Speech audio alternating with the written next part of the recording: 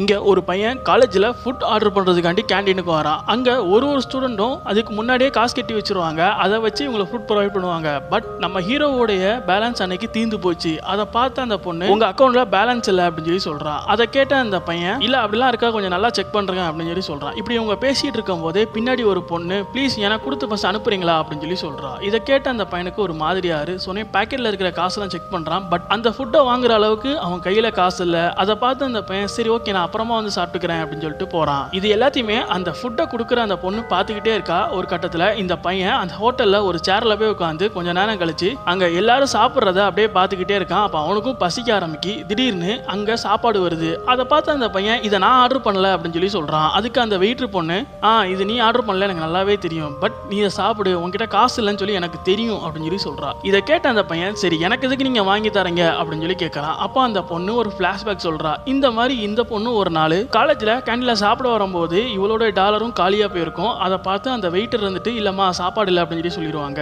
கொஞ்ச நேரம் கழிச்சு இவளும் சேரில் போய் உட்காந்து பசிக்குன்னு சொல்லி உட்காந்துட்டு இருப்பா. அப்போ யாரோ ஒருத்தங்க இவளுக்கு சாப்பாடு வாங்கி கொடுத்து கையில் ஒரு லெட்டரில் பே ஃபார் இட் ஃபார்வர்ட் அப்படிங்கிறத எழுதியிருப்பாங்க. இதை கொடுத்து இதுக்கப்புறம் நீ யாராவது சாப்பிடாம இருக்கிறத பார்த்தேன்னா இதை அவங்களுக்கு கொடுத்து பே பண்ணிடு அப்படின்னு சொல்லிட்டு போயிருப்பாங்க. இது அந்த பொண்ணு மறக்காம இருக்கா. இப்போ அந்த பையனுக்கு அந்த ஃபுட்டை வாங்கி கொடுத்துட்டு இந்த மாதிரி யாராவது சாப்பிடாம இருந்தாங்கன்னா நீங்க அவங்களுக்கு வாங்கி கொடுங்க அப்படிங்கிறத சொல்றா. இப்போ இந்த பையன் வீட்டுக்கு வரான். அங்கிட்ட அவங்க அம்மா சேரா இருக்காங்க. அதை பார்த்துட்டு என்னம்மா ஆச்சு அப்படின்னு சொல்லி கேட்கறான். அதுக்கு அவங்க அம்மா இருந்துட்டு ஒன்னுலப்பா நீ கேட்ட காசு என்னால் அனுப்ப முடியல சாரிப்பா அப்படின்னு சொல்லி சொல்றாங்க. அதுக்கு அந்த பையன் இருந்துட்டு அதனாலலாம் ஒன்றும் இல்லம்மா நான் சாப்பிட்டுட்டேன் அப்படின்னு சொல்லி சொல்றான். என்ன எப்படி சாப்பிட்டேன் அப்படின்னு சொல்லி கேட்கும்போது நடந்த எல்லாத்தையுமே சொல்றான். அப்படியே அந்த பொண்ணு இவன் கிட்ட கொடுத்த அந்த லெட்டரையும் காட்டுறான். அதை பார்த்தோன்னே இவங்க அம்மா கூட ஞாபகம் வருது. அந்த சின்ன வயசுல அந்த பொண்ணு பசியில இருக்கும்போது இந்த அம்மா தான் அங்க வெயிட்டரா வேலை செஞ்சிருப்பாங்க. அவங்க தான் இந்த பொண்ணுக்கும் சாப்பாடு வாங்கி கொடுத்துருப்பாங்க. அதை பார்த்தோன்னே இவங்களுக்கு அதெல்லாம் ஞாபகம் வருது. அது தன்னோட பையன்கிட்ட சொல்லி நம்ம யாருக்காவது தெரியாத பண்ற ஒரு தர்மம் நமக்கே ஒரு நாள்